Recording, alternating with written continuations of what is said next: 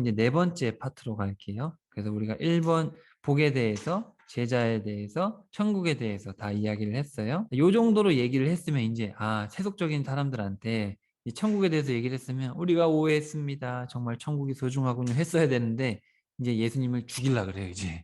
그래서 예수님이 떠나는 얘기가 이제 14장부터 14, 15, 16, 17장까지 나오게 돼요. 그리고 참 재밌는 게 그리고 18장에 가면 교회를 세우세요. 그러니까 원래 아까 제자를 부를 때만 해도 잃어버린 어린 양, 이스라엘 사람들을 어쨌든 돌이키려고 지금 애를 쓰시고 있는데 이스라엘 사람들이 천국을 줬는데도 거부하니까 그래서 이제 이 복음이 이방인들에게 넘어가서 교회가 세워지는, 교회는 유대인들 이방인들 차이가 없어요. 교회는 예수님을 믿는 공동체가 교회이기 때문에 그래서 14, 15, 16, 17에서 예수님이 유대인에서 이방인으로 넘어가는 장면과 18장에서 이제 교회가 세워지는 이야기예요. 자, 봅시다. 예수께서 고향 나사렛으로 돌아가셔서 유대인의 회당에서 가르치셨다. 자, 고향 나사렛 자, 제일 중요한 것부터 이제 하시는 거예요. 자, 사람들은 예수의 가르침에 크게 놀라 예수가 어디서 저런 지혜와 능력을 얻었을까? 저 사람 원래 목수의 아들이 아닌가? 그의 어머니는 마리아고 그의 동생들인 야고보, 요셉, 시몬, 유다도 우리가 다 알고 있다. 너희들도 여기 있지 않냐? 근데 예수가 어떻게 저런 것들을 도둑할 수 있었을까? 예수님 동생들이 되게 많았죠? 그러면서 사람들은 예수를 달갑지 않게 여기 그를 배척했다. 자, 배척에다가 동그라미 치시고 고향에서 이제 배척을 당하셨어요. 그러자 예수께서 그들에게 말씀하셨다. 본래 예언자는 자기 고향과 자기 집안 사람들에게 존경을 받지 못하는 법이다. 이처럼 고향 사람들이 예수님을 믿지 않았기 때문에 예수께서는 나사렛에서 기적을 많이 베풀지 않으셨다. 자, 여기 55절에 목수라고 되어 있는데 이 헬라어를 보면은 목수, 우리가 흔히 이제 나무 패는 사람으로 생각을 하는데 원래 의미는 건축가예요. 석공에 가까워요. 돌 다듬고 건물 짓는 사람. 그런 문화적인 배경을 좀 이해를 하실 필요가 있어요. 그래서 오히려 예수님을 건축가로 생각하면 예수님이 건축가가 맞잖아요. 예수님이 세상을 건축하신 분이죠. 세상을 세워가시는 분들. 14장으로 갑시다. 자, 그 무렵 갈릴리 지방을 다스리던 분봉왕 헤롯이 예수에 대한 소문을 듣고 신하들에게 이렇게 말하였다. 그 사람이 바로 세례 요한일 거요. 죽었다가 다시 살아난 것이 틀림없어. 그러기에 그런 기적을 행할 수 있는 게 아니겠소. 일찍이 헤롯은 자기 이복 동생 빌립의 아내 헤로디아를 빼앗아 데리고 살고 있었는데 아내 헤로디아의 요구에 응해서 세례 요한을 감옥에 가둔 일이 있었다. 그것은 세례 요한이 헤롯에게 헤로디아를 빼앗은 일은 옳지 않다고 누차 지적했기 때문이다. 그래서 화가 난 헤롯은 세례 요한을 죽이려고 했지만 세례 요한을 예언자로 믿고 있는 민중이 폭동이라도 일으킬까 두려워 그를 죽이지 못하고 있었는데 헤롯의 생일에 헤로디아의 딸이 손님들 앞에서 춤을 추어 헤롯을 매우 기쁘게 해주자 흥이 난 헤롯은 모든 손님들 앞에서 딸에게 무엇이든 원하는 것을 다 들어주겠다고 맹세했다. 그때 그 소녀는 어머니 헤로디아가 시키는 대로 세례 요한의 머리를 쟁반에 담아주세요. 헤롯에게 요구했다. 헤롯은 무척 괴로웠지만 많은 손님들 앞에서 한 맹세로 인해서 소녀의 청대로 해서 결국은 세례 요한이 감옥에서 목이 잘렸고 그의 머리는 쟁반에 담겨 소녀에게 건네줬다. 그러자 소녀는 그것을 자기 어머니 헤로디아에게 갖다 주었다. 이후 세례 요한의 제자들이 스승의 시체를 거두어 장사한 뒤에 예수께서 그 일을 알렸다. 세례 요한이 순교당했죠. 옳은 말 했다가 죽임을 당했어요. 자, 그 소식을 들으시고 예수께서는 그곳을 떠나 배를 타고 혼자 외딴 곳으로 물러나 가셨는데 소문을 들은 많은 사람이 예수를 따라왔다. 예수께서 배에서 내리셨을 때 이미 많은 사람들이 기다리고 있었고 이를 보신 예수께서 측은역에 병든 사람들을 일일이 고쳐주셨고 저녁 때가 되자 제자들이 와서 예수께 말하였다. 선생님, 이곳은 외딴 곳이고 날도 이미 저물었습니다. 이제 사람들을 보내어 마을로 가서 먹을 걸 사서 먹게 하십시오. 아니다, 그럴 필요 없다. 너희가 그들에게 먹을 것을 갖다 주어라. 아니, 무슨 말씀을 하시는 겁니까? 지금 저희에게는 빵 5개와 그리고 물고기 2마리밖에 아무것도 없습니다. 그랬더니 가져와라. 사람들을 풀밭에 앉게 하시고 빵 5개와 물고기 2마리를 손에 들고 하늘을 우러러 감사기도를 드리시고 빵을 떼어 제자들에게 주시니 제자들이 그 빵을 사람들에게 나눠 주었다. 이렇게 해서 모두 배불리 먹었는데 나중에 12광주리가 남았다. 먹은 사람들은 여자와 어린이들을 빼고도 남자만 5천 명. 그러니까 거의 뭐 한 2만 명 됐겠지요. 그리고 여기 이제 광줄이라고 되어 있죠. 이 광줄이라고 번역된 말은 유대인들이 쓰는 바구니예요. 그래서 이 오병이어의 기적은 딱 봤을 때 딱 이 원문을 읽어보면 유대인들을 향한 기적이시구나. 딱 그렇게 알 수 있어요. 나중에 칠병이어가 나오는데 거기는 광주리가 아니에요. 그런 차이점들이 있어요. 자, 그 후에 예수께서는 제자들을 재촉하여 배를 타고 먼저 갈릴리 호수 건너편으로 건너가게 하신 다음에 사람들을 집으로 돌려보내셨다. 그리고 기도를 드리려고 홀로 산으로 올라가셨다. 밤이 되자 물결이 사납게 일었고 제자들은 바다 위에서 큰 어려움을 겪고 있었는데 새벽에 예수님께서 물 위를 걸어오시니까 겁을 질려가지고 유령이다. 예수께서 두려워하지 말라. 정말 주님이시면 물 위로 걸어오게 해주세요. 그래 걸어오너라. 베드로가 물 위를 걷죠. 근데 물결이 파도가 높이 일으니까 무서워가지고 물에 빠지니까 살려주십시오 주님. 했을 때 베드로에게 밑줄 쳐봅시다. 믿음이 적은 자여 왜 의심하였느냐. 아까 우리가 지난주에도 살펴봤는데 계속해서 믿음 없음에 대해서 지적을 하시죠. 믿음이 없는 자요.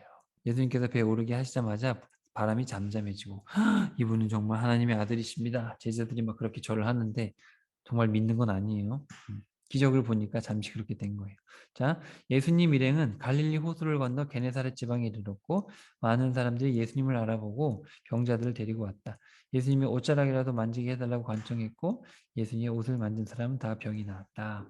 그때 예루살렘에서 온 바리새파 사람들과 율법 교사 몇 명이 예수님께 물었습니다. 당신의 제자들은 어째서 조상의 전통을 어깁니까? 아니, 음식을 먹을 때 손을 씻어야 되지 않겠소? 예수께서 대답하셨다. 그러면 당신들은 왜 조상의 전통을 핑계 삼아 하나님의 계명을 어기는 것이요?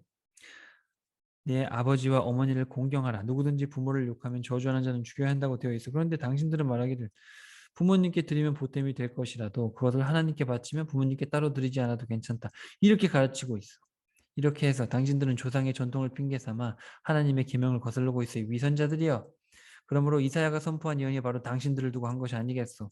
이 백성이 입술로는 나를 섬긴다고 말하면서도 마음은 내게서 멀리 떠났다. 그들은 나를 거짓으로 예배하면서 사람의 계명을 마치 하나님의 계명인 양 가르치는구나. 이사야서가 진짜 많이 나오죠. 그러고서 예수께서 무리들을 가까이 불러 말씀하셨다. 내가 하는 말을 잘 들으십시오. 입으로 들어가는 음식이 사람을 더럽게 하는 게 아니고 입에서 나오는 말이 사람을 더럽게 하는 것입니다. 그때 또 제자들이 와서 예수님께 말했다. 지금 하신 말씀이 바리새파 사람들의 비위를 크게 상하게 하셨다는 것을 아십니까? 예수님께서 말씀하십니다. 내 아버지께서 심지 않은 나무는 모두 뿌리가 뽑힐 것이다. 그대로 내버려둬라. 가라지들이죠. 그들은 앞을 보지 못하는 눈먼 인도자들이다. 맹인이 맹인을 인도하면 둘 다 구덩이에 빠질 뿐이다. 그 비유를 우리에게 설명해 주십시오. 베드로가 말하니까 아니 아직도 깨닫지 못했냐. 입에 들어가는 것은 무엇이나 뱃속에 거쳐 결국은 밖으로 나오지 않느냐. 그런데 입에서 나오는 것은 마음이다. 결국은 마음 얘기를 하시는 거예요. 사람의 중심이 중요하다는 거죠. 악한 생각들은 다 마음에서 나오는 것이다. 생각해봐라. 살인, 간음, 음행, 도둑, 질, 거짓 증언, 비방 같은 것들 다 마음에서 나오는 거 아니냐. 그렇다. 바로 이런 것들이 바로 사람을 더럽게 하는 것이지 손을 씻지 않고 먹는 것이 사람을 더럽게 하는 것이 아니다. 예수님께서 그 산상수훈 얘기하실 때도 내가 사람을 죽이지 말랬는데 중요한 건 분노하는 마음이 아니냐. 간음하지 말랬는데 보기만 하는 것도 보기만 해서 간음하는 것도 죄다. 뭐 관계를 갖는 것만이 문제가 아니라 보고 음란한 마음을 품은 죄 아니냐. 그러니까 결국은 마음의 문제다. 법을 지키는 데 있어서 이제 그런 어떤 의도, 중심을 말씀을 하시는 거죠. 자, 예수께서 그 지방을 떠나 두로와 시돈으로 가셨다. 자, 이제 예수님이 이제 마음이 상하신 거죠. 그래서 이제 오병이어 기적을 일으키셨는데 나중에 요한복음에 보면 나오지만 오병이어 기적을 일으킨 다음에 바다를 건너갔더니 사람들이 와가지고 빵을 계속 달라는 거예요. 예수님이 진절머리 나죠. 빵이 중요한 게 아닌데. 그리고 이제 종교 지도자들이 와가지고 지금 계속해서 따지잖아요. 중심부터 썩어버린 거죠, 그냥. 그래서 이 바리새파 사람들 그리고 이 율법 교사들이 막 성경 전문가라는 사람들이 와가지고 지금 이런 식으로 막 예수님을 비방하니까 예수님 얼마나 정 떨어지겠어요, 그죠? 이 유대인들이나 이 지도자들이 너무 이렇게 믿음이 없고 예수님이 무리를 걸어도 안 믿고 예수님이 율법을 설명해줘도 안 믿고 그냥 위선이에요, 위선.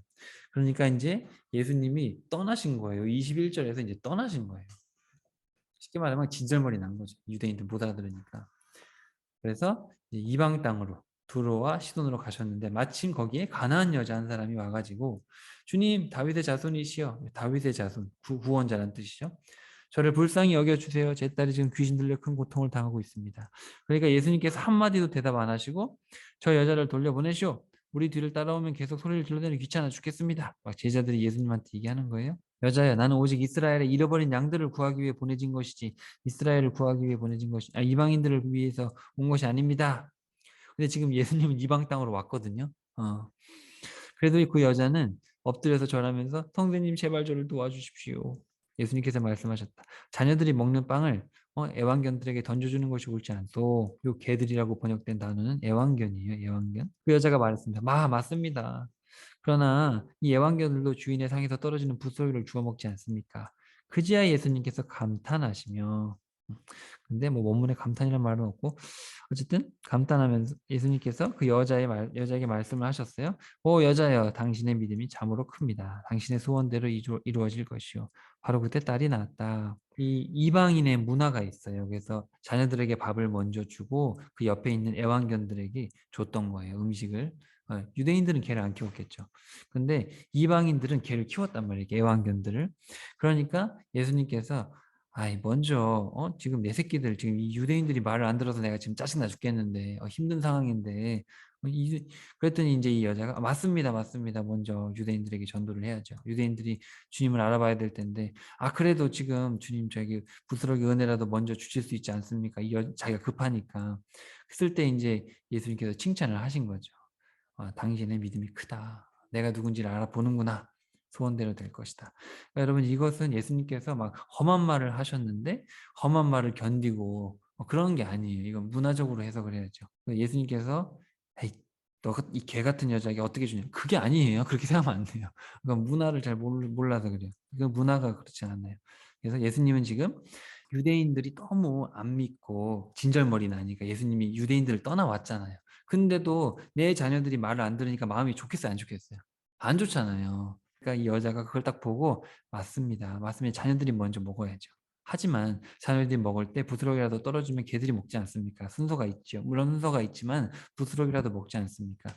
그런 얘기를 하는 거예요. 그래서 여자가 지금 자기가 급하니까 그래도 은혜를 먼저 베풀어 줄 수 있지 않습니까? 그러니까 예수님이 이제 기뻐하신 거죠. 예수님이 그렇게 험한 말을 해가지고 믿음을 시험할 뿐이 아니죠. 그죠?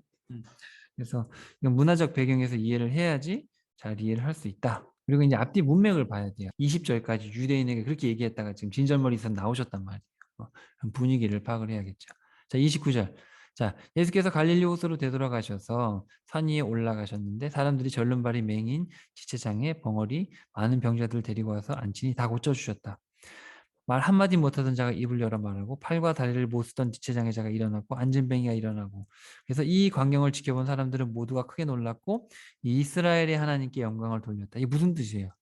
지금 여기서 보고 있고 병 고침 받은 사람이 이스라엘 사람이 아니에요. 이스라엘 사람이 아닌 거예요. 이방인. 그러니까 이스라엘의 하나님께 영광을 돌리죠. 그러니까 지금 가나안 여인 고치고 계속 이방 땅에 이 갈릴리 호수라는 게 왼쪽 서쪽 이쪽은 유대인 땅이고 오른쪽은 이방 땅이에요. 그렇게 돼 있어 이 갈릴리 호수가. 예수님 왔다 갔다 하시는 거예요. 자 그때 이제 32절에 보시면 여러분 아시는 칠병이어가 나와요. 이 많은 사람들이 벌써 사흘 동안 나와 함께 지냈다. 아까 오병이어 할 때 유대인들이 3일 동안 따라다녔다라는 말이 없어요. 근데 지금 여기 이방인들이 3일 동안 따라다닌 거야 예수님을. 사흘 동안. 근데 참으로 안 됐구나. 굶겨 보낼 수는 없겠다. 길 가다 쓰러지겠다. 그렇지만 성도님 이렇게 외진 곳에서 어떻게 많은 사람들을 먹일 음식을 구합니까? 너희들이 먹을 것이 얼마 있느냐? 빵 7덩이와 작은 물고기 2마리뿐입니다. 아니 아까 그 오병이어 기적을 봤으면 예수님 그냥 먹여주시면 됩니다. 이러면 되는데 그죠? 이 제자들 진짜 믿음이 없어요. 그러니까 예수님께서 땅에 앉히신 다음에 빵 7덩이와 물고기 2마리를 기도를 드리시고 다 나눠줬더니 7절 37절에 보시면 7바구니가 남았다. 저희 7바구니는 아까 광주리하고 다르죠? 요거는 이방인들이 쓰던 갈대 바구니예요. 갈대 바구니. 아까 그거는 버들가지로 만든 그 광주리 유대인들이 쓰는 거예요. 근데 번역이 뭐 광주리 뭐 바구니 뭐 우리는 비슷하잖아요. 그죠? 그래도 모양이 좀 달라요. 그래서 그냥 여러분 기억하실 거는 이 오병이어는 유대인들 그리고 칠병이어는 이방인이라는 걸 기억하시면 돼요. 먹은 사람만 남자들만 4천 명이었다. 이처럼 배불리 먹이신 후 예수께서 사람들을 집으로 돌려보내셨다. 그런 뒤에 배를 타고 갈릴리 바다를 건너 마가단 지방으로 가셨다. 지금 신앙이 유대인들에게서 이방인으로 넘어가는 거죠. 어떻게 보면 이제 바리새파 사람들이 등장합니다. 자, 바리새파 사람들과 사두개파 사람들이 예수를 시험하려고 하늘에서 오는 기적을 보여달라. 당신들은 저녁 하늘이 붉은 것을 보면 내일 아침에는 날씨가 좋겠다고. 아침에 하늘이 붉고 흐린 것을 보면 그날은 종일토록 날씨가 굳을 것이라는 것을 예측하는데 어떻게 하늘을 보고 날씨를 분별하면서도 시대의 징조를 분별할 줄 모르는 것이오. 이 악하고 믿음이 없는 이 세대가 기적을 요구하지만 나는 요나에게서 일어났던 기적 외에는 보여줄 것이 없소. 이 말을 하신 후 예수께서 그들을 남겨둔 채 떠나가셨다. 제자들은 갈릴리 호수 건너편에서 건너간 후에 빵을 가져오는 것을 잊었다는 것을 알았다. 예수께서 말씀하시기를 정신을 차리고 바리새파 사람들과 사두개파 사람들의 누룩을 조심해라. 제자들은 자기들이 빵을 가져오는 것을 잃어버렸기 때문에 예수께서 그런 말씀을 하신 줄 알았는데 예수님은 제자들의 생각을 아시고 다 또 밑줄 쳐보세요. 믿음이 적은 자들아. 계속해서 예수님이 지금 이 제자들을 향해서 이 믿음이 없는 자들아. 계속해서 얘기하죠. 아니 지금 이거 유대인한테 쓰고 있는 책인데 유대인들한테 계속 믿음이 없다고 얘기를 하잖아요. 메시아라는 걸 그렇게 다 보여줬고, 그죠? 예수님 구약을 다 산상수훈 설명해 주셨죠. 그리고 믿음이 있는 자와 없는 자 다 구분해 주시고 천국에 대해 다 설명해 주고 물비를 걷고 오병이어를 보여줬는데 안 믿는 거예요. 아직도 못 깨달았겠느냐? 예수님 입장이 이해가 되죠. 그죠? 얼마나 답답하겠어요. 우리가 예수님 입장이었으면 답답하지 않겠어요? 내가 도대체 뭘 더 해야지 너희들이 믿겠냐? 그러니까 예수님이 나는 십자가와 부활밖에 보여줄 게 없다 이제 요나의 표적밖에. 그 4절에 나와 있는 게 이제 두 번째 마태복음에만 요나의 표적을 두 번 얘기하세요. 그 9절에 얘기 하시잖아요. 아니 내가 빵으로 5덩이로 빵 5개로 5천 명 먹이고 몇 개 남았니? 그리고 4천 명 7병이요 할 때도 몇 개 남았니? 근데 내가 지금 먹을 것에 대해서 말하는 게 아니지 않느냐. 음식이 문제가 아니지 않느냐. 바리새파 사람들과 사두개파 사람들의 누룩을 조심해라. 저놈들 맨날 거짓말만 하고 다니지 않느냐. 그지야 제자들은 예수님께서 말씀하신 누룩이 바리새파와 사두개파 사람들의 잘못된 가르침을 뜻한다라는 것을 깨달았다. 이 사람들은 하나님의 어떤 마음을 헤아리지 못한 채 법만 가지고 자꾸 장난치니까. 가이사랴 빌립보 지방에 이르렀을 때 예수께서 제자들에게 물으셨다. 사람들이 인자를 누구랴 하더냐? 그랬더니 어떤 사람은 세례 요한이라 하고 어떤 사람은 엘리야라 하고 어떤 사람은 예레미야나 선지자 중에 한 분이라고 합니다. 너희들은 나를 누구라 하느냐? 베드로가 그럴 때 주님은 그리스도시요. 원문에 보면은 유예요, 유. 당신은 그리스도이시며 살아계신 하나님의 아들이십니다. 요나의 아들 시몬아, 네가 참으로 복되구나. 네가 그렇게 말한 것은 사람의 생각으로 비롯된 것이 아니라 하늘에 계신 내 아버지께서 너에게 알려주신 것이다. 내가 내게 말한다. 너는 베드로다.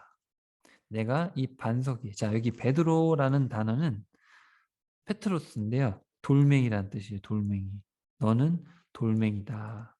아까 예수님이 베드로를 부를 때 베드로라고 안 부르고 요나의 아들 시모나. 이거는 예수님을 만나기 전에 베드로예요. 원래 이름이죠. 원래 이름. 네가 참 복되다. 하나님께서 너에게 말씀해 주신 건데 너는 베드로다. 너는 돌멩이다. 내가 반석 위에 내 교회를 세울 것이다. 자, 여기 반석이라는 단어는 베드로란 단어랑 달라요. 베드로란 말은 돌멩이고 반석이란 말은 페트라, 바위란 뜻이에요. 바위. 너는 돌멩인데 내가 바위 위에 교회를 세울 것이다. 그 바위가 바로 예수님이거든요. 그러니까 너는 이 교회의 한 구성원이다라는 얘기를 지금 하시는 건데 이 카톨릭에서는 이거를 베드로가 반석이라고 해석을 해가지고 베드로를 초대 교황으로 앉혀놨어요. 결혼도 안 했다 그래요. 베드로 장모가 나오는데 이 원문이 다르다는 거죠. 그래서 너는 돌멩인데 나는 바위 위에 교회를 세울 것이고 어떤 죽음의 세력도 그것을 이기지 못할 것이다. 내가 하늘나라의 열쇠를 너에게 주겠다. 무엇이든 네가 땅에서 매면 하늘에서 매일 것이고 네가 땅에서 풀면 하늘에서도 풀릴 것이다. 베드로한테 준 게 아니고 이 반석 교회에 준 거죠. 교회. 교회에 천국 열쇠를 맡기셨다. 교회의 머리는 예수님이시죠. 자, 그리고 나서 예수께서 자신이 그리스도라는 것을 다른 사람들에게 알리지 말라고 제자들에게 당부를 하시고 그때부터 예수께서 자신이 예루살렘에 올라가실 일과 거기서 자신에게 일어날 일들에 관해 제자들에게 말씀하기 시작했습니다. 예수께서는 자신이 유대인 지도자들과 장로들과 대제사장들과 율법 교사들에게 많은 고난을 받은 후 그들의 손에 죽었다가 사흘 만에 다시 살아날 것임을 제자들에게 알려주셨죠. 근데 베드로가 뭐라 그래요? 안 됩니다. 절대 그럴 수 없습니다. 절대 그런 일이 일어나서는 안 됩니다. 아까 베드로가 당신은 그리스도이시며 살아계신 하나님의 아들이십니다 이렇게 얘기할 때 베드로가 생각했던 그리스도는 당신은 다윗처럼 우리나라를 로마에서 구원할 그런 왕이십니다. 이런 고백을 했던 거죠. 예수님이 갑자기 죽는다 그러니까 안 됩니다. 아이, 죽으면 어떡해요. 그러니까 예수님께서 사탄아 물러가라. 너는 하나님의 일을 생각하지 않고 단지 사람의 일만 생각하는구나. 유대인, 그러니까 이 제자들이 계속 믿음 없는 걸 계속 얘기하시는 거죠. 여기 16장 1절부터 계속 바리새파 사두개인 사람들 예수님한테 징조를 구하죠. 또 제자들은 아직도 이해를 못하고 있죠. 그리고 베드로도 아직도 믿음 없는 모습을 보이죠. 자, 그래서 24절에 보시면 예수님께서 이제 직설적으로 별표하세요, 거기다. 자, 24절. 자, 예수님을 따르는 길은 뭐냐? 누구든지 나를 따르려면 자기를 버리고 자기 십자가를 져야 한다. 그러니까 내가 하고 싶은 거 하지 말아라는 얘기예요. 그게 아니고 하나님께서 원하신 일을 해야 된다. 누구든지 자기 목숨을 보존하려는 사람은 그 목숨을 잃을 것이요. 나를 위해 자기 목숨을 버리는 사람은 그 목숨을 얻을 것이다. 온 세상을 다 얻는다 해도 자기 목숨을 잃으면 무슨 소용이냐. 목숨의 가치가 무엇과 비교하랴. 장차 인자가 아버지의 영광에 둘러싸여 자기 천사들을 거느리고 올 때, 재림할 때, 그때 인자는 각 사람이 행한 대로 갚아줄 것이다. 내가 진정으로 너에게 말한다. 여기 서 있는 사람 중에 죽기 전에 인자가 자기 나라의 왕으로 오는 것을 볼 사람도 있을 것이다. 17장 빨리빨리 쭉쭉 가볼게요. 자, 그리고 엿새 후에 예수께서 베드로와 야고보와 그의 동생 요한을 데리고 높은 산으로 가셨다. 하도 못 알아들으니까 세 명만 데려가신 거예요. 첫째, 셋째, 넷째만 데려가신 거예요. 그래서 예수의 모습이 제자들이 보는 앞에서 변했다. 얼굴이 해같고 옷이 빛같이 휘어졌다. 옆에 모세와 엘리야가 예수님하고 이야기를 나누고, 그러니까 이제 베드로가 그걸 보고 아우 너무 좋습니다 주님, 여기다가 초막 3개를 지어가지고 하나는 주님, 하나는 모세, 하나는 엘리야를 위해 드리겠습니다. 그랬더니 베드로의 말이 끝나기도 전에 구름 속에서 하나님이 이는 내가 사랑하고 내가 기뻐하는 내 아들이다. 너희는 그의 말을 들으라. 제자들이 너무 무서워가지고 얼굴을 바짝 땅에 대고 엎드렸죠. 그랬더니 예수님 또 오셔가지고 나다 두려워 말아라. 그리고 이제 예수님밖에 없고 이제 산으로 내려오게 됩니다. 그러니까 너무 이 제자들이 믿음이 없으니까 예수님께서 이렇게까지 보여주시는 거죠. 그러니까 베드로가 아까 이제 예수님을 오해하고 죽으면 안 돼요 그랬잖아요. 근데 베드로만 그런 게 아니라 다 그랬어요. 제자들이 다 똑같았고 베드로가 대표격이에요. 그래서 이제 예수님께서 24절에 16장 24절에 정말 제자가 되는 길이 뭔지를 이렇게 다 버리고 나를 따라야 된다 말씀하신 다음에 세 명만 딱 데리고 가가지고 자신의 원래 모습을 보여준 거죠. 잠깐 보여준 거예요. 그래서 모세하고 엘리야하고 얘기하고 하얀 광채가 그런 뭐 신적인 모습을 보여주고 하나님의 목소리도 듣고 그러니까 이건 뭐 빼도 박도 못 하잖아요. 이 정도면 믿음이 안 생기면 거짓말이잖아요. 그죠? 근데 믿음이 안 생겨. 참 신기해요. 그래도 안 생겨요. 그 나중에 예수님 3번 부인하잖아요, 베드로가. 그래도 참 이 사람이 믿음이 안 생겨요. 사실 지금은 성령님께서 강림하시기 전이잖아요. 그러니까 사람이 스스로 이렇게 하나님을 알 수가 없는 거예요. 기적을 봐도 뭘 본다고 생기는 게 아니고 성령님께서 우리 마음에 은혜로 찾아오셔야 돼요. 그래서 우리 감리교 같은 경우는 정말로 하나님의 은혜가 있고 그 하나님의 한량없는 선행하는 은총에 우리가 정말 믿음으로 응답을 해야 된다라는 얘기를 하죠. 우리 감리교에서는. 자, 어쨌든 그래서 산에서 내려오는 길에 예수께서 제자들에게 말씀하셨다. 인자가 죽은 자 가운데서 다시 살아나기 전까지 지금 본 것을 말하지 말아라. 그러니까 부활 전까지 말하지 말아라. 왜냐하면 부활 전까지 말해봤자 믿음이 안 생겨요. 믿음이 안 생기고 정작 중요한 거는 이게 아니고 뭐예요? 십자가와 부활이 중요하거든요, 사실은. 왜 율법 교사들은 엘리야가 먼저 와야 된다고 말씀하신 겁니까? 말이 맞다. 엘리야가 먼저 와서 모든 준비를 갖추어 놓아야 되는데 엘리야가 이미 오지 않았느냐? 세례 요한이죠. 그러나 아무도 그를 알아보지 못하고 자기들 마음대로 다루었다. 마찬가지로 인자도 그들의 손에서 고난을 받을 것이다. 그제야 제자들은 예수께서 세례 요한을 두고 말씀하신 줄 알았다. 참 제자들이 믿음이 잘 안 생기죠. 자, 예수와 제자들이 산 아래에 있는 사람들에게로 돌아오자 한 사람이 예수 앞에 무릎을 꿇고 말했다.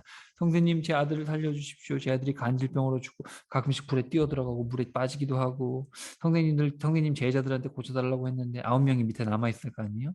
고치지 못했습니다. 예수님이 이제 완전 폭발했어요. 야, 이 믿음이 없는 완고한 세대야. 폭발했어요, 예수님. 3명 데리고 보여주고 왔는데 밑에서 이러고 있어요. 도대체 내가 언제까지 너희들하고 있어야 되냐? 언제까지 내가 이거 다 참아야 되냐? 화날만 하죠, 우리 예수님. 이 아이를 내게로 데려와라. 예수님께서 귀신을 꾸짖자 아이가 말끔히 나았다. 왜 우리는 귀신을 못 쫓아냅니까? 내가 진정으로 말한다. 믿음이 없기 때문이다, 이놈들아. 계속해서 이 웨사복음 보면 믿음이 없다, 믿음이 없다, 믿음이 없다. 만일 너희가 겨자씨 하나할 만한 믿음이라도 있다면 이 산을 향해 옮겨지라고 하면 명령대로 될 것이다. 그러나 그런 믿음만 있다면 내가 못할 일이 아무것도 없을 것이다. 그러나 이런 종류의 귀신은 기도와 금식이 아니고서는 나가지 않는다. 자, 여러분 기도와 금식 아까 많이 보던 거죠. 그 예수님께서 산상수훈에서 공의에 대해 가르치실 때 너희 기도할 때 은밀히 하고 금식할 때 은밀히 하고 구제할 때 은밀히 해라. 기억나시죠? 이거 다 관계에 대한 거예요. 관계. 하나님과의 기도 그리고 자신을 어떤 영적으로 하나님께 나아가기 위해서 자신을 비우는 어떤 이런 관계에 대한 거예요. 그러니까 하나님과 쉽게 말하면 이거는 기도하고 금식하면 기도가 나간다는 게 아니고 그게 아니고 기도와 금식을 통해서 어쨌든 하나님과의 올바른 관계가 있어야지 나간다는 거죠. 궁극적으로 하시는 얘기는 그거예요. 왜냐하면 믿음이라는 거는 내가 어떤 열심을 가지고 동의하고 막 그런 게 아니고 하나님과의 올바른 관계, 하나님이 누군지를 알고 예수님이 누군지를 알고 그분과의 올바른 관계를 가지는 그런 삶을 살아가는 것이 믿음이잖아요. 그런 얘기를 하시는 거예요. 자, 제자들이 갈릴리에 모여 있을 때 예수께서 말씀하셨다. 머지않아 인자가 사람들에게 배반당하고 죽었다가 3일 만에 다시 살아날 것이다. 제자들은 슬픔에 잠겼어요. 왜냐하면 아직 믿음이 없어요. 아니, 죽으면 안 되는데 우리 예수님.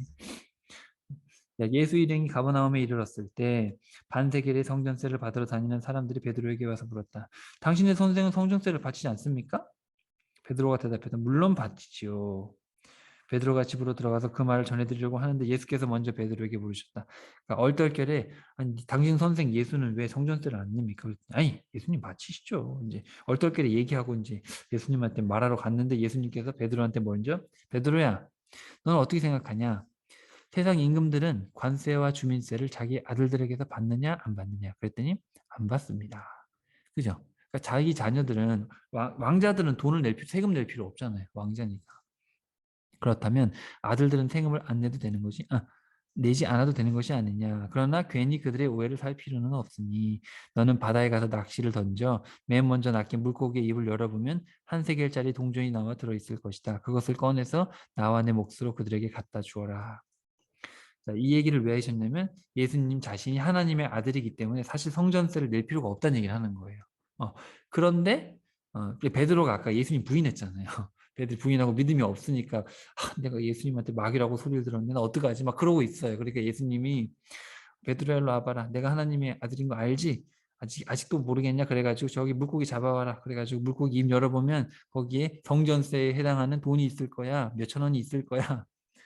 베드로가 충격을 받겠죠. 이거 사람이 할 수 없는 거잖아요. 그러니까 예수님이 또 베드로에게 믿음을 심어주시기 위해서 자신이 하나님의 아들이라는 것을 이렇게 분명하게 보여주시기 위해서 하지만 또 그 사람들 오해 살 필요 없으니까 갖다 줘라. 진짜 섬세하시지 않으세요? 어떻게 이렇게 예수님은 이렇게 베드로의 마음을 또 아시고 위로해 주시려고 또 믿음을 주시려고 산에도 데려갔다가 그리고 이렇게 물고기 입에서 동전도 꺼내 주셨다가 정말 얼마나 섬세하시고 자상하신지 몰라요. 예수님이 믿음을 주기 위해서 이렇게 애를 쓰시는데 문제는 믿음이 안 생겨요. 자, 그래서 이제 이쯤 오니까 이제 여러분도 보시면 아시겠지만 유대인들이 믿음이 없어서 예수님이 진절머리 나셔가지고 이방 땅으로 갔어요. 근데 이방인들의 믿음이 막 있어요. 근데도 여전히 종교 지도자들은 시험하고 있고 제자들은 여전히 믿지 못하고 예수님 폭발해가지고 17절에 믿음 없는 세대야. 이제 그러면서 계속해서 그래도 끝까지 베드로를 대표하는 이 제자들에게 믿음을 주시려고 애를 쓰시는 그런 과정이 있어요. 그러면서 이제 18장으로 가시면 자 이제 네 번째의 설교가 나옵니다. 바로 교회에 대한 설교, 네 번째 설교. 자, 교회예요, 교회. 거기다가 교회라고 쓰시고 하늘나라에서는 누가 제일 큰 사람입니까? 자, 먼저 이 사명에 대한 부분이에요. 사명. 거기다 써놓으세요. 교회의 사명. 그래서 그 제자는 이 개인이 밖으로 나갈 때 어떤 권위와 어떤 자세를 가져야 되냐고 이 교회의 사명은 뭐냐면 교회 공동체 안에서 그러니까 믿는 사람들 안에서 어떤 사명이 있느냐 우리는 내가 진정으로 말한다. 어린 하나를 세우시고 너희가 죄에서 돌이켜 어린아이와 같이 되지 않으면 결코 하늘나라에 들어가지 못할 것이다. 누구든지 이 어린아이와 같이 자기를 낮추는 사람이 하늘나라에서 가장 큰 사람이다. 누구든지 내 이름으로 이런 어린아이 하나를 반겨 맞아주면 그것은 곧 나를 반겨 맞아주는 것이다. 그러나 나를 믿는 이 작은 사람들 가운데 하나라도 죄짓게 하는 사람은 차라리 목에 맷돌을 달고 깊은 바닷속으로 자기 몸을 던져 죽는 게 낫다. 사람들을 죄 가운데로 몰아넣는 일들 때문에 세상은 결국 화를 입을 것인데 세상에서 그런 일이 없을 수는 없지만 남을 죄짓게 하는 사람은 큰 벌을 받을 것이다. 네 손이나 발이 너를 죄짓게 만들면 손과 발을 잘라버려라. 두 손과 두 발을 멀쩡히 가지고 영원한 지옥에 들어가는 것보다 불구자로 그냥 천국에 들어가는 게 훨씬 낫다. 내 눈이 너를 죄짓게 만들면 눈을 빼버려라. 눈을 멀쩡히 가지고 지옥에 가는 것보다 눈 없이 한쪽 눈 갖고 천국 가는 게 훨씬 낫다. 여기서 강조하는 건 뭐냐면은 우리 공동체 안에 한 명이라도 나 때문에 실족해가지고 교회에서 떨어져 나가게 하면 안 된다는 거예요. 교회 안에서. 너무너무 중요하죠. 음. 자기를 낮춰야 돼요. 자기를 낮추고 용납하고 서로 용서해야지 나를 과시하고 세우고 정죄하고 그래가지고 어, 제가 막 말실수해가지고 누군가 우리 교회 다니다가 떨어져 나가서 하나님 안 믿게 됐다. 이 죄가 엄청나다는 거예요. 네 눈이나 네 손이나 네 발이 그렇게 할 것 같으면 잘라버리라는 거죠. 엄청나게 지금 강도 높게 말씀을 하시는 거예요. 너희는 이런 어린 이들 가운데 하나라도 업신여기지 않도록 조심해라. 그들의 천사들이 하늘에 계신 내 아버지를 항상 뵙고 있다는 것을 명심해라. 인자가 온 것은 잃어버린 자들을 구원하기 위함이다. 너희는 어떻게 생각하냐? 어떤 목자가 양 100마리를 기르고 있는데 한 마리가 길을 잃고 헤맨다면 99마리를 두고 잃어버린 한 마리를 찾으러 온 들판을 돌아다니지 않겠느냐? 그리고 잃어버린 그 양을 찾으면 목자는 안전하게 있는 99마리보다 한 마리 때문에 더욱 기뻐할 것이다. 이와 똑같다. 하늘에 계신 너희 아버지도 이 작은 사람들 가운데 하나라도 잃는 것을 결코 원하지 않으신다. 그래서 우리 교회의 사명은 뭐냐면은 성도로 받은 사람들 중에 한 명도 실족하게 해서는 안 돼요. 절대 안 돼요. 그러니까 여러분들 우리 교회 다니잖아요. 교회 안에서 진짜 조심해야 돼요. 말 조심하고 잘 섬겨주고 낮추고 누구 하나 나 때문에 이 하나님을 믿는 믿음에서 떨어져 나가지 않도록 이거 되게 중요하죠. 그게 바로 우리 교회의 사명이에요. 내적인 얘기를 하는 거예요. 그다음에 15절은 자 쓰세요. 권위예요. 그럼 우리 교회는 어떤 권위를 가지고 있느냐? 자, 형제가 만일 잘못한 일이 있다. 우리 교회를 다니는데 누구 중에 잘못한 사람이 있으면 처음에는 1대1로 만나서 잘못을 알려주고 근데 만약에 내가 잘못했네요. 그러지 말아야겠다. 그러면은 그 형제가 산 거예요. 근데 안 들어요. 그러면은 16절 두 사람이 같이 가요. 두 사람이 가서 너 그거 잘못하지 않았냐 얘기를 해요. 음. 근데 그래도 말을 안 들어요. 그럼 세 번째는 교회에서 얘기를 하는 거예요. 교회에서 공적으로 얘기를 했는데 그래도 말을 안 들으면 상대하지 말아라. 쫓아내라. 내가 진정으로 말한다. 너희가 땅에서 메어놓은 것은 무엇이든지 하늘에서 메이고 땅에서 풀어놓은 것은 무엇이든지 하늘에서 풀린다.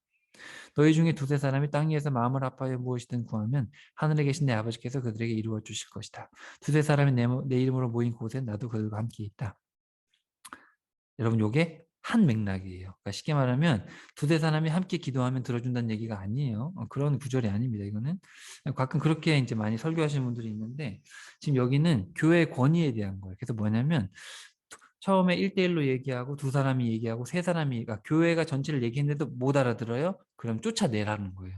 쫓아내면은 하나님이 그거를 인정하시겠다는 거예요. 그러니까 교회에 그만한 권위를 주시겠다는 거예요. 두세 사람이 모여가지고 성도들이 모여서 결정을 한 것에 대해서 하나님이 인정하신다. 그만큼 우리 교회에 권위를 주신다는 거죠. 이건 기도에 대한 맥락이 아니고 교회의 정죄, 이 교회의 권위에 대해서 얘기를 하는 거예요.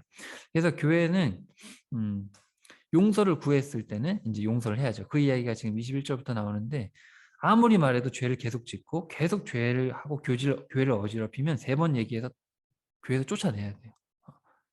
교인 떨어지면 안 되는데 그게 아니고 교회의 순수성과 교회가 거룩해지기 위해서는 죄된 거를 버려야 돼요. 그리고 주님께서는 그거를 인정하시겠다. 너희가 땅에서 묶으면 하늘에서도 묶고 땅에서 풀면 하늘에서 푼다. 어마어마한 권위를 주신 거죠. 왜냐하면 어차피 교회의 머리는 예수님이시기 때문이죠. 그 다음에 21절, 자, 세 번째, 교회의 자세입니다. 자세. 요거는 용서에 대한 거예요. 자, 주님, 베드로가 물어요. 형제가 제게 죄를 저질렀는데 몇 번이나 용서해 줘야 됩니까? 7번 용서하면 됩니까? 아니다. 7번뿐만 아니라 70번씩 7번. 70번씩 7번이에요. 그러면 70번씩 7번. 엄청나죠? 그러니까 그냥 무한대로 용서하라는 얘기죠. 그래서 그러므로 하늘나라는 어떤 왕이 자기 종들과 세매를 맞춰보는 것에 비유할 수 있다. 자, 결산을 하던 중에 무려 1만 달란트나 빚진 종이 왕 앞에 끌려왔다. 여러분 1만 달란트는 어마어마한 돈이 몇 조예요, 몇 조. 왜냐하면 달란트라는 게 금 32kg예요. 금 32kg. 1만 달란트라는 거는 뭐냐면요. 16만 년을 일해야지 벌 수 있는 돈이에요. 1만 달란트를 빚졌다는 얘기는 갚을 수 없는 돈이에요. 그 종이 빚을 갚을 돈이 없자 왕이 종에게 명령했다. 네 처자와 네 가진 걸 다 팔아서 빚을 갚아라. 아, 잘못했습니다. 조금만 기다리면 갚겠습니다. 못 갚아요. 근데 왕이 가엾이 여겨가지고 빚을 다 탕감해 준 거예요. 다 탕감해 줬어요. 근데 그 풀려난 그 사람이 자기한테 100데나리온의 빚을 진. 100일 정도의 봉급. 그러니까 뭐 하루에 10만 원이라고 하면은 얼마 안 되죠? 큰 돈이 아니에요. 그 사람을 만나가지고 멱살 잡고 돈 갚아라 그래가지고 아 조금만 기다려주세요 갚도록 했는데 그 사람이 감옥에 집어넣어 버렸어요. 왕이 자기는 몇 조를 몇 조나 되는 돈을 어마어마한 돈을 탕감해 줬는데 그거 얼마 되지도 않는 돈을 그걸 용서 안 하고 감옥에 집어넣었어요. 왕이 화가 났죠. 그래서 이 약독하고 뻔뻔한 놈아 네가 엎드려 애걸해서 내가 불쌍히 여겨서 그 말도 안 되는 빚을 탕감해 줬는데 16만 년 일해야 갚는 돈을 해줬는데 고작 그 정도 가지고 용서도 안 해주냐? 내가 내게 자비를 베푼 것처럼 너도 마땅히 자비를 베풀어서 하는 것 아니냐? 왕이 너무너무 화가 나가지고 감옥에 가두고 한 푼까지 다 갚게 했다. 보아라, 너희가 몇 번이고 간에 진심으로 네 형제를 용서해 주지 않으면 하늘에 계신 내 아버지께서 너에게 이와 같이 행하실 것이다. 그러니까 우리 교회는 무조건 용서해야 되는 거예요. 진정으로 용서를 구할 때. 그러니까 그만큼 은혜는 한이 없어야 되죠. 하지만 죄에 대해서는 단호해야 되죠. 아까 우리 두 번, 세 번 얘기했고 그 다음에 우리는 어떤 사명이 있냐면은 교회에 들어온 사람들, 하나님을 구주로 영접한 사람이 절대로 교회에서 떨어져 나가지 않도록 잘 우리 자신을 낮추고 말과 이런 것들 되게 조심조심 해야 돼요. 잘 해야 돼요. 그게 바로 18장에서 나오는 교회의 사명. 두 번째 제자할 때도 사명과 권위와 자세에 대해서 말씀하셨거든요. 그거는 이제 개인적인 차원이고, 요거는 이제 공동체로서 사명과 권위와 자세를 주셔요. 그래서 2번과 4번이 2번 주제의 제자와 네 번째 주제인 교회가 대칭이 됩니다. 오늘 여기까지 할게요.